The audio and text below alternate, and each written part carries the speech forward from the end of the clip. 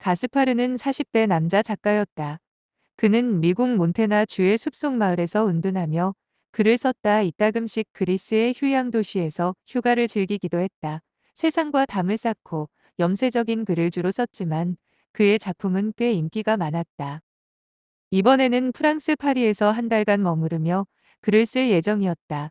그의 매니지먼트 계약 회사의 카레는 그에게 파리의 한 아파트를 예약해 주었고 가스파르는 비행기로 파리에 도착한 후 그 집을 찾아갔는데 그날은 비가 내렸다. 프랑스의 공공근로자들이 잇따라 파업하였고 버스도 마찬가지여서 가스파르는 비를 맞으면서 그 집을 찾았는데 집 안에 들어가 보니 한 여자가 막 샤워를 마치고 나온 듯 목욕 타월만 걸친 채 화장실에서 나오는 것이었다. 가스파르가 어찌 된 거냐고 물으니 메들린이라는 그 여자는 이 집은 자신이 크리스마스 휴가를 보내기 위해 계약한 집이고 자신도 막 도착했다는 것이었다. 그 집은 인터넷으로 계약했고 계약서에 보니 집주인의 연락처가 있어서 메들린은 집주인을 찾아간다. 가스파르와 메들린은 집주인인 베르나르의 실수로 이중계약이 되었다는 것을 알았지만 서로 누군가가 양보해서 집을 나가고자 하지 않았다. 메들린은 40대 여자였고 전직 프랑스 경찰이었다. 아동 연쇄 살인 사건인 앨리스 딕슨 사건을 해결하였고 부상으로 인하여 경찰을 그만두었다. 최근 미국에서 한 남자와 몇 년간 연애했으나 그 남자는 전처와의 아이가 생기는 바람에 그녀를 떠났다. 그 남자는 자신의 어린 아들을 데리고 공원을 산책하다가 메들린을 마주쳤지만 황급히 떠나버렸고 메들린은 상처받는다. 그 후 메들린은 집에서 목욕 도중 자신의 손목을 그어 자살 시도를 했다. 하지만 깨어나 보니 병원이었고 그녀는 죽음 근처를 경험하는 임사체험을 한다. 그리고 프랑스 파리로 돌아온 것이다. 그 아파트는 숀 로렌츠라는 유명 화가의 집이었고 그 화가는 몇 달 전에 심장마비로 죽고 말았다. 그 화가와 오랫동안 거래하던 화랑의 주인인 베르나르는 그 집의 상속인이었고 죽은 숀 로렌츠에게서 그 집을 물려받았다. 하지만 집 내부는 정리하지 않은 채 바로 새를 놓았고 그 집에는 전주인인 숀 로렌츠의 작업실이며 물품들이 그대로 남아 있었다. 메들린은 베르나르에게로 가서 따졌고 베르나르는 자신의 실수를 사과하며 호텔의 스위트룸을 예약해주겠다고 한다. 그리고 베르나르는 메들린이 전직 경찰이었다는 걸 알고 숀 로렌츠가 죽기 전에 세점에 그림을 그렸는데 그 그림의 행방이 묘연하다면서 찾아주기를 부탁한다. 가스파르는 전주인인 숀 로렌츠의 살림살이가 고스란히 남아있는 집안을 둘러보다 숀 로렌츠의 수첩을 발견한다. 숀 로렌츠는 죽기 몇 달 전 아들 줄리안이 납치당했는데 경찰의 수사 결과 줄리안은 사망한 채 바다에 버려졌고 시신은 찾을 수 없었다고 했다. 하지만 숀 로렌츠는 아들의 죽음을 받아들일 수 없었고 아들을 찾기 위해 모든 수단을 동원해서 알아낸 것들을 적어 놓은 수첩이었다. 가스파르는 그 수첩을 읽어가면서 줄리안의 납치 사건에 점점 빠져들게 된다. 그리고 집으로 돌아온 메들린과 술을 같이 마시던 중 베르나르에게서 들었던 숀 로렌츠의 사라진 세 점의 유작들을 찾는 것에 협조한다. 하지만 가스파르가 술에 취해 자신의 염세적인 넋두리를 하다가 메들린과 싸우고 메들린은 집을 나간다. 숀 로렌츠는 10대 시절을 미국 뉴욕을 보냈고 벽에 그림을 그리는 그래피티 활동가로 유명했다. 그는 히스패닉 남자인 아드리아노와 아주 큰 거구의 체격인 여자 베아트리스와 함께 불꽃 제조자들이라는 이름으로 그래피티 작업으로 활약을 했다. 그들이 그래피티를 하면 할수록 유명해졌고 그들의 예술성은 점점 더 알려졌다. 하지만 숀 로렌츠가 모델인 페넬로페를 만나면서부터 그녀에게 빠져버렸고 페넬로페가 고향인 프랑스로 돌아가면서 숀은 그녀를 따라 프랑스로 떠났다. 쇼는 페넬로페를 열정적으로 사랑했고 페넬로페의 권유로 유화 그림을 그리기 시작했다. 처음 몇 년간은 그의 그림은 팔리지도 않았다. 하지만 페넬로페가 모델 생활을 통해 생계를 꾸려갔고 쇼니 그린 페넬로페의 초상화 21점이 히트를 치면서 쇼는 유명 화가가 된다. 쇼의 유명세가 미국까지 떨치자 미국에서 쇼의 작품 전시회를 열자는 제안이 온다. 하지만 쇼는 미국에 버려두고 떠나온 자신의 동료였던 아드리아노와 베아트리스가 마음에 걸렸지만 작품 전시회를 수락하였고 미국으로 돌아온다. 그 사이 불꽃 제조자들의 멤버였던 아드리아노는 뉴욕의 경찰이 되어 있었다. 쇼는 미국에서 작품 전시회 때문에 바빴고 같이 미국으로 온 페넬로페는 아들 줄리안을 챙겼지만 어느 날 페넬로페와 줄리안이 외출했을 때 괴한의 여자에게 납치를 당한다.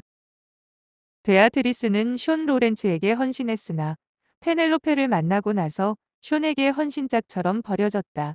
숀이 페넬로페를 따라 파리로 가기 위해 돈이 필요했는데 그때는 돈이 없었기 때문에 범죄를 저질렀다. 그때 베아트리스는 숀을 도왔고 숀은 붙잡히지 않았으나 베아트리스는 경찰에 붙잡히고 만다.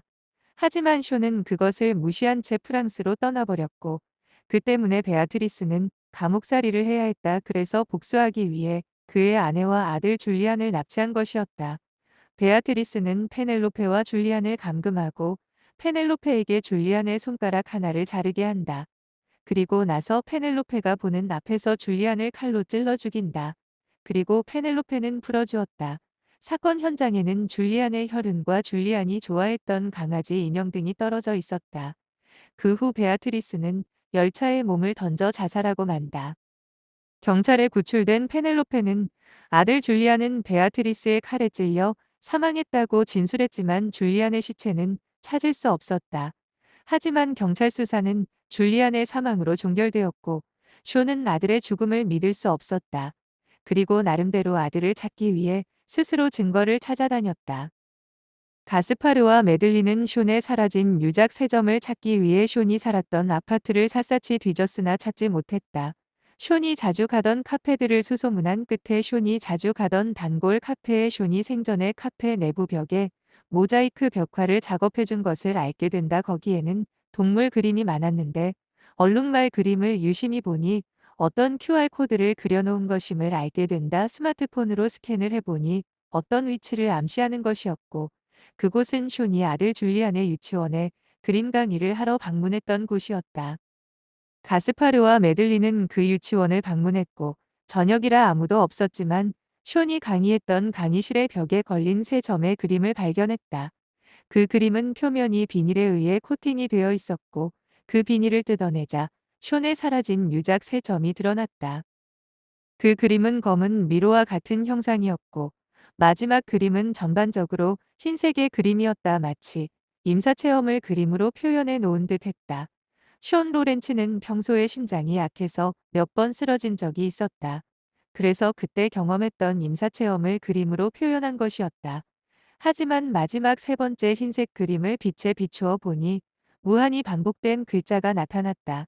줄리아는 살아있다. 줄리아는 살아있다. 줄리아는 살아있다. 가스파르와 메들린은 그 그림을 베르나르에게 전달했고 미국으로 건너와 수사를 계속한다. 숀이 미국으로 와서 아드리아노를 만났을 것이라고 생각해 아드리아노를 찾아갔으나 그는 이미 죽어 있었다. 무기도 없이 마약 딜러들을 상대하다 목에 칼을 맞고 죽었다는 것이었다. 아드리아노의 집을 찾아갔는데 그 집에는 아드리아노의 사촌여 동생 이사벨라가 살고 있었다. 아드리아노가 죽고 나서 아드리아노의 어머니인 비앙카가 상속자였는데 비앙카가 실종되었고 그 후로 생사가 확인되지 않아 최근에 이사벨라가 그 집을 물려받게 되었다. 이사벨라의 말로는 죽은 숀이 죽기 전 그 집을 방문했고 아드리아노의 트럭에 있는 깔개를 걷어서 가져갔다고 했다. 그녀는 숀이 무엇인가 증거가 될 만한 것들을 집안 곳곳을 뒤져서 찾아갔다고 했다. 가르파르는 그 깔개에 줄리안의 혈흔이 묻었거나 줄리안의 DNA가 묻어 있었을 것이라고 직감하고 근처에 있던 민간 유전자 연구소를 찾았다. 마침 숀이 죽기 전 통화 기록에 그 문제의 민간 유전자 연구소가 남아있음을 확인한다.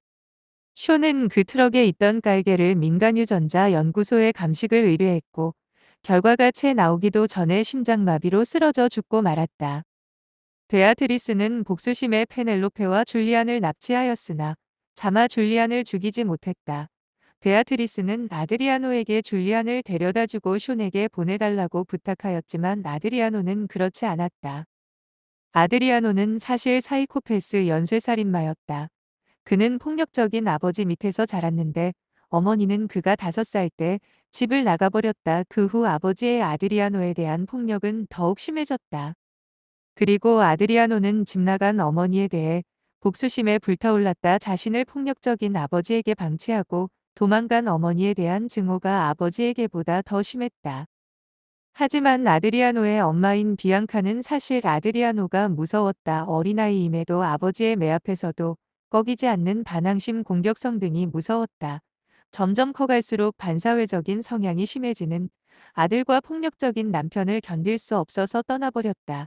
그리고 캐나다로 가서 새로운 삶을 시작했고 아드리아노는 30년간 잊고 살았다.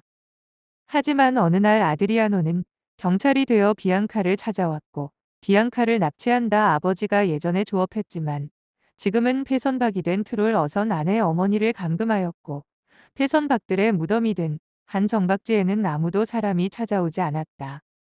아드리아노는 그런 외딴 곳에 폐선박 안에 어머니를 감금하고 식량이 될 만한 것들을 넣어준다. 그리고 자신이 납치한 어린 아이들을 어머니 비앙카 앞에서 잔인하게 살인했다. 줄리안도 베아트리스에게서 넘겨받은 후 그 폐선박에 감금했다. 하지만 죽이지는 않았다. 비앙카는 새로 감금된 줄리안을 애지중지 보살폈고 가스파르와 메들린이 폐선박을 찾아왔을 때는 메들린은 이미 죽어 있었지만 그리 오래되진 않았다. 하지만 저 구석에서는 줄리안이 겨우 목숨을 부지한 채 살아남아 있었다. 가스파르와 메들린은 줄리안을 구출하였지만 경찰을 부르지는 않았다. 그들은 메들린의 인맥으로 증인보호 프로그램을 통해서 새로운 신분증을 얻고 줄리안은 자신들의 아들로 등록한다. 그리고 그리스로 가서 새로운 삶을 시작한다.